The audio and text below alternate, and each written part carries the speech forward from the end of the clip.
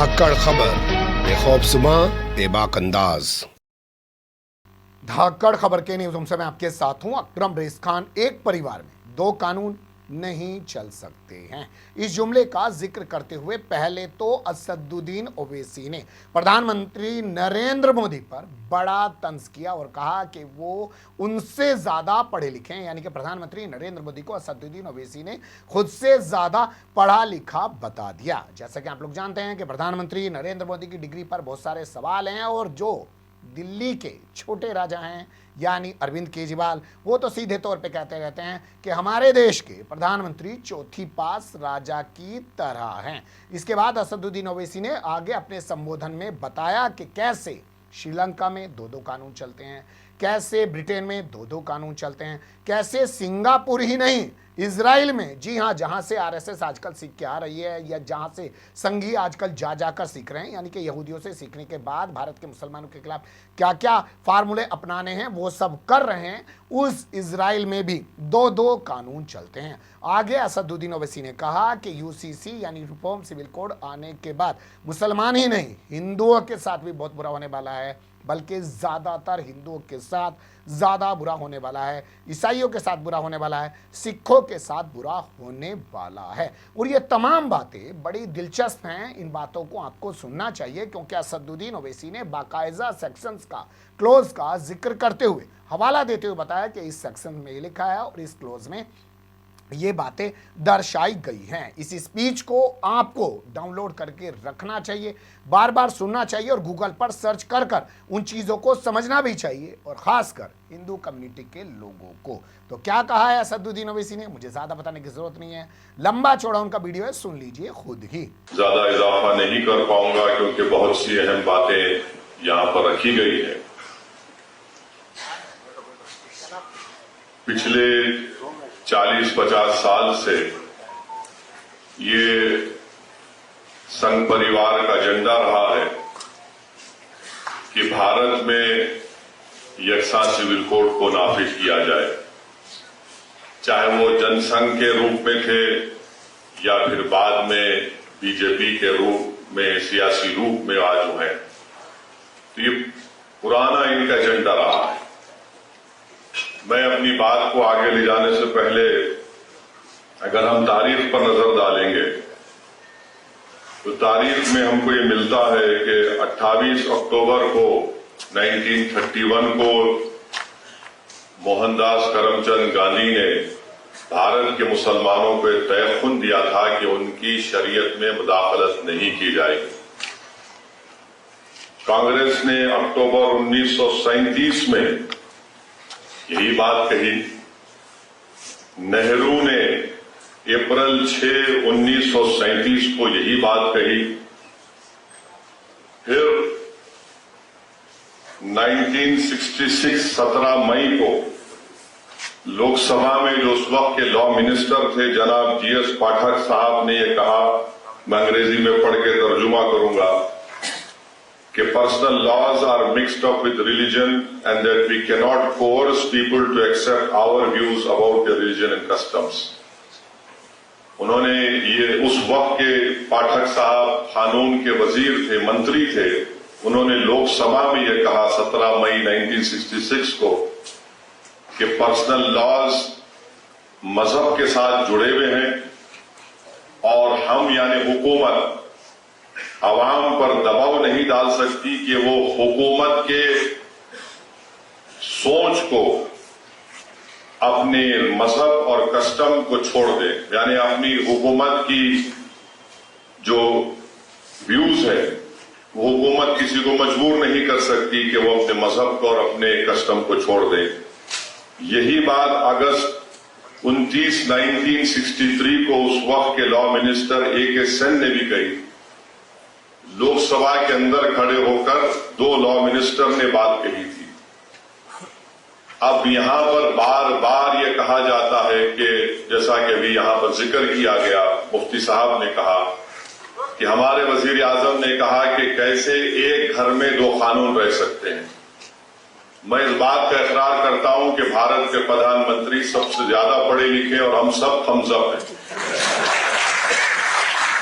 मगर भारत के प्रधानमंत्री को शायद ये नहीं मालूम कि इस मुल्क में आज भी नॉर्थ ईस्ट में एक ऐसा स्टेट है जहां पर क्रिमिनल प्रोसीजर एक्ट अभी भी अप्लाई नहीं होता, सीआरपीसी अभी भी अप्लाई नहीं होता। इस मुल्क में आज भी ऐसे कवानीन है कि मुफ्ती इस्माइल साहब मालेगांव से निकलकर अरुणाचल प्रदेश नहीं जा सकते जब तक कि उनको परमिट नहीं दिया जाता। हमारे वतन अजीज में ये भी कानून है कि कोई भी औरंगाबाद से उठकर हिमाचल प्रदेश की एग्रीकल्चर जमीन नहीं खरीद सकता। हमारे मुल्क में हमने एक कानून बनाया है कि अगर कोई बड़ा मल्टीनेशनल कंपनी होगा तो वो अगर उन किसी कंपनीज में कॉन्ट्रैक्ट पर इख्तलाफात हो गए तो हम उसका फैसला आर्बिट्रेशन के जरिए सिंगापुर में करेंगे। ये हमने कानूनी सहूलत दी कि अगर दो कंपनीज में झगड़ा होगा तो हम इसका फैसला सिंगापुर में करेंगे। अब देश के प्रधानमंत्री ये जानते हैं या नहीं जानते हैं मेरे को नहीं पता है, मगर ये मौजूद है। और नागालैंड और मिजोरम को तो हमने आइन में 371 का जिक्र कर दिया। अच्छा, फिर ये भी आप देख लीजिए कि ये इस मुल्क की खूबसूरती है कि यहां पर मुख्तलिफ किस्म के लोग रहते हैं। ये बोलना कि यकसा सिविल कोड जनसंघ और आरएसएस की शुरू से साजिश ये रही कि भारत की सबसे बड़ी अक़लियत मुसलमानों की एक मजहबी शनाख्त को खत्म कर दिया जाए। और मैं आज आपके दरमियान में खड़े होकर खुलकर कह रहा हूं कि बाज अगर हमारे जिम्मेदारों को मुस्लिम पर्सनल लॉ बोर्ड से इख्तलाफ है तो इख्तलाफ रखिए आप, मगर एक बात याद रखिए कि ये जो शरीयत application act 1937 dissolution of marriage act 1939 है, ये आपको इस बात की इजाजत देता है कि आप कुरान और सुन्नत के मुताबिक अपनी जिंदगी को गुजारें। अगर ये आपसे छीन लिया जाएगा तो फिर आपका नुकसान होगा इसमें।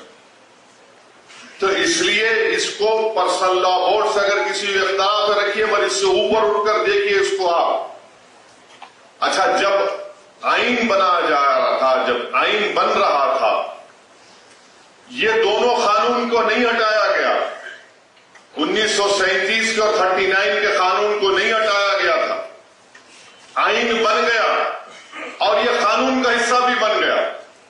तो जो बात अंबेडकर और उस कमेटी में आइन बनाने वालों ने नहीं सोची, आज भारतीय जनता पार्टी सोच रही है।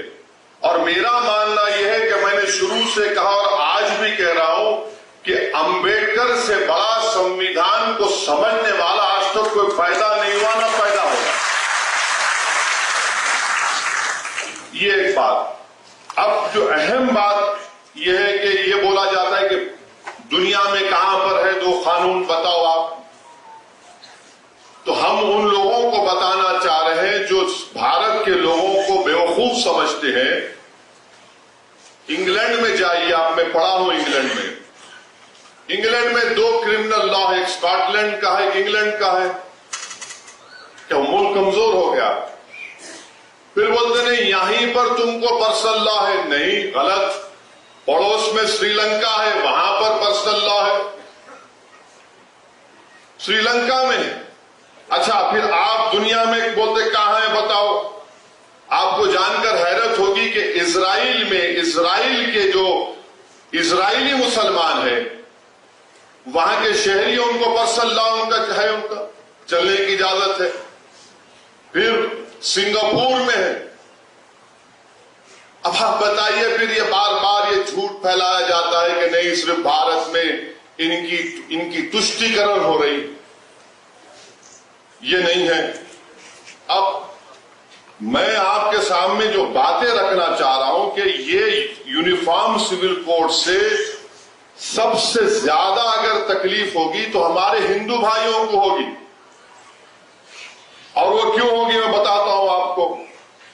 मैं कानून का हवाला देकर, क्योंकि बहुत सी बातें कही गई हैं, मैं कानून का हवाला देकर हमारे हिंदू भाइयों को और बहनों को पैगाम देना चाहता हूं कि आपको एक सहूलत दी गई है। हिंदू मैरिज एक्ट 1955 में सेक्शन 5 सबसेक्शन 4 और सबसेक्शन 5 में उसमें यह कहा गया कि शादी उन लोगों में नहीं हो सकती जिनमें सपिंदा रिलेशनशिप हो, मगर आगे जाकर कहा गया however there is an exception carved out if there is a custom और यूसेज। यानी आप अगर आपके हिंदू भाइयों में है कि अगर उनके वालिद के 7 नस्लों में और मां की तरफ से 5 नस्लों में कोई रिश्तेदार है तो शादी नहीं होगी, मगर उसका एक्सेप्शन दे दिया, यानी उसका एक्सेप्शन उनको दे दिए। अब आप ये एक्सेप्शन खो देंगे, क्योंकि जब यूनिफॉर्म सिविल कोड अगर आएगा तो एक्सेप्शन कैसा मिलेगा आपको? अगर आपका कस्टम है तो फिर मेरा भी कस्टम है, याद रखिए आप। तो यकसानियत कैसा होगा? अगर पैदा करना है तो कैसा होगा? ये आपका नुकसान होगा। दूसरा सेक्शन 7 है ceremonies of Hindu marriage act का, कि आप अपनी शादी अपने कस्टमरी राइट्स के तहत, यानी आपके जो रिवायती हैं उसके तहत आप करें। यूसीसी आएगा तो सेक्शन 7 चला जाएगा। सेक्शन 29 सेविंग्स का क्लॉज है, वो चला जाएगा। और सेक्शन 2 सबसेक्शन 2 है जो शेड्यूल्ड ट्राइब्स को एग्जेम करता है, उनको ये कहा जाता है कि उसमें कहा गया कि Hindu marriage act scheduled tribes पर अप्लाई नहीं होगा, तो फिर ये हमारे शेड्यूल्ड ट्राइब भाइयों का भी नुकसान होगा। फिर सेक्शन 3 का डेफिनेशन है जिसमें ये बताया गया कि कस्टम एंड यूसेज क्या है, वो आपसे चला जाएगा हमारे हिंदू भाइयों से। और तमिलनाडु के हमारे हिंदू भाइयों को मैं कहना चाहूंगा कि Hindu marriage Tamil Nadu amendment act 1967, इसमें अंग्रेजी में पढ़ता हूं, सेक्शन 7 उसमें डाला गया 1955 के कानून में। क्या कहा गया? Introduce a special provision regarding Suya Mariyathai and Seerthirutha marriages, और उनके जो कस्टमरी रिचुअल्स हैं उसके तहत करेंगे। अब जब यूनिफॉर्म सिविल कोड लाया जाएगा तो आप इस चीज से महरूम हो जाएंगे तमिलनाडु में। फिर हिंदू सक्सेशन एक्ट पर आ जाइए आप। हिंदू सक्सेशन एक्ट ये कहता है कि सेक्शन 5, ये देखिए सेक्शन 5 आप लूज कर देंगे।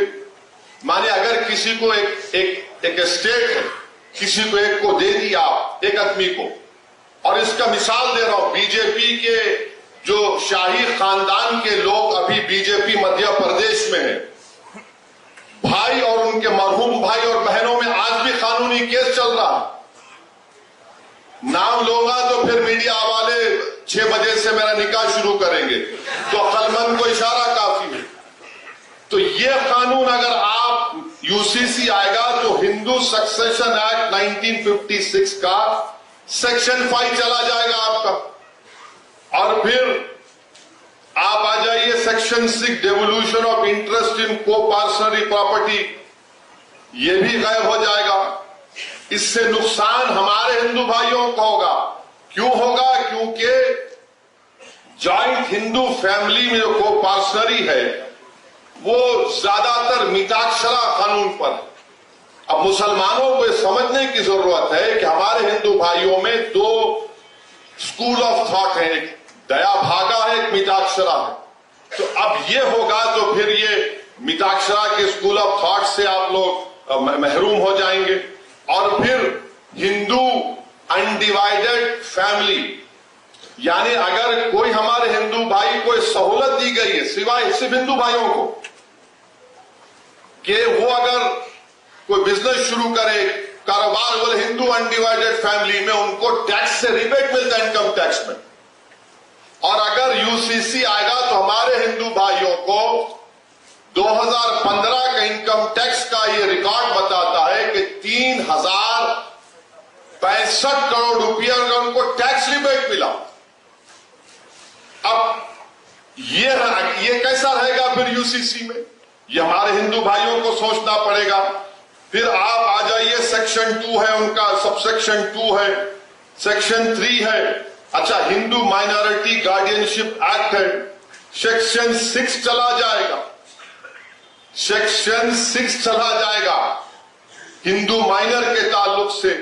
फिर Hindu adoption and maintenance act 1956 है, उसमें एक बात कही गई कि अगर आप किसी को एडॉप्ट करना चाहते हैं, गोद लेना चाहती हैं, तो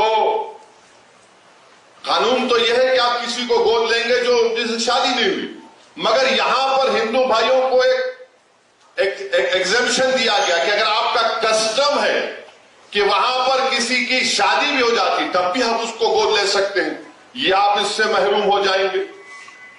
और 15 साल से ज्यादा भी है, अगर कस्टम है तो आप ले सकते हैं, आप उससे भी महरूम हो जाएंगे। तो ये बात समझने की जरूरत है। और अगर आरएसएस ये समझ रही है कि मुल्ला जी को निशाना बनाएंगे, तो भाई साहब आप हमारे नाम पे किसी और का नुकसान कर रहे हैं आप। और आप ये मत समझिए कि ये बातें सब नहीं निकलेंगी, आज निकल चुकी हैं, कल भी निकलेंगी। अब हमारे सिख भाई यहां पर बुजुर्ग बैठे हैं, उन्होंने अपनी तकरीर में अपने गुरु का फारसी शेर पढ़ा, मैं उनको आपको बताना चाह रहा हूं सर, इसमें आपका कैसे नुकसान होगा सिखों का। आपके पास 2012 में आनंद मैरिज एक्ट लाया गया, आनंद कराज, आपको सहूलतें दी गई सिखों की तहजीब और आपकी आइडेंटिटी को बरकरार रखने के लिए। अगर यूसीसी आएगा तो आनंद कराज चला जाएगा सर, आप समझिए इस बात को। मैं तो शुक्रगुजार हूं शिरोमणि गुरुद्वारा प्रबंधक कमेटी का कि उन्होंने साफ और वाज़ेह अल्फाज में कह दिया कि हम यूसीसी को कबूल नहीं करेंगे। ये आनंद कराज जो हमारे सिखों का एक मजहबी हिस्सा है, आप उससे महरूम हो जाएंगे। अच्छा, हमारे ईसाई आज बिशप साहब बैठे हैं, मैं आप you will agree with what I am saying कि हमारे सिखों में, हमारे ईसाई भाइयों में कई डिनोमिनेशन है, बैप्टिस्ट है, रोमन कैथोलिक है, और इनके लिए क्या करेंगे फिर आप? इनके लिए कैसा करेंगे? यूसीसी आएगा तो ये सब के सब अपनी अपनी तहजीब को, अपने अपने मजहबी रसूमात से इनको महरूम कर देंगे। अच्छा, कैथोलिक चर्च में, correct me sir if I am wrong, Catholic Church makes a distinction between civil and ecclesial law. It makes a difference. While the law of the land always takes precedence over ecclesial law in legal areas, the sacramentality of marriage is key to the church and the ecclesial law for the instance the appropriate age to marry for men and women. ये हमारे ईसाई भाइयों को भी तकलीफ होगी इससे, ऐसा नहीं है कि ये करने वाले हैं। अच्छा, फिर आप दूसरा देख लीजिए। अब आप और एक बात सुनिए, मेघालय में एक अलग तरीका है जायदाद देने का। नॉर्थ ईस्ट में बास कबाइली ऐसे हैं, आदिवासी ऐसे हैं कि छोटी बेटी को बाप की जायदाद मिलती। अब इनका तो घर में कोई है नहीं, इनको मतलब ही नहीं, कर दो। फिर अब आप ये देखिए कि हमारे मराठी कम्युनिटीज में, मराठास है, कुंभीज है, मालीज है, महार्स है, यहां पर भाई की बेटी की शादी बहन के बेटे से होती है। आप निकाल देंगे क्या इसको? बोलो आप। अच्छा, फिर ये क्रॉस कजन शादियां होती गोंड में और हमारे आदिवासी में जो हिल्स है नॉर्थ और सेंट्रल इंडिया में। अच्छा, फिर आप देखिए कि झारखंड में छोटा नागपुर टेनेंसी एक्ट है जो जमीन की जो हुकूक है आदिवासियों की उसकी हिफाजत करता है। अमित शाह तो बोल रहे हैं कि नॉर्थ ईस्ट के जितने आदिवासी हैं, ट्राइब्स हैं, उनको मुस्तस्ना रखेंगे, मगर झारखंड के आदिवासियों का क्या होगा? कानून है जमीन का, छोटा नागपुर टेनेंसी एक्ट 1908 का। फिर एक और कानून है provisions of panchayat extension to scheduled areas act 1966 जो सेल्फ गवर्नेंस देता है और ये कहता है कि तुम पंचायत में सेल्फ गवर्नेंस करो और तुम्हारे जो रिवायती ग्राम सभा है, यानी फिर रिवायती, यानी इनका कल्चर आ गए, उससे आप महरूम हो जाएंगे। तीसरी बात यह कि झारखंड में संताल परगानेस टेनेंसी एक्ट है 1949 जो झारखंड के संताली कबाइलियों की जमीन की हिफाजत करता, आप उससे महरूम हो जाएंगे।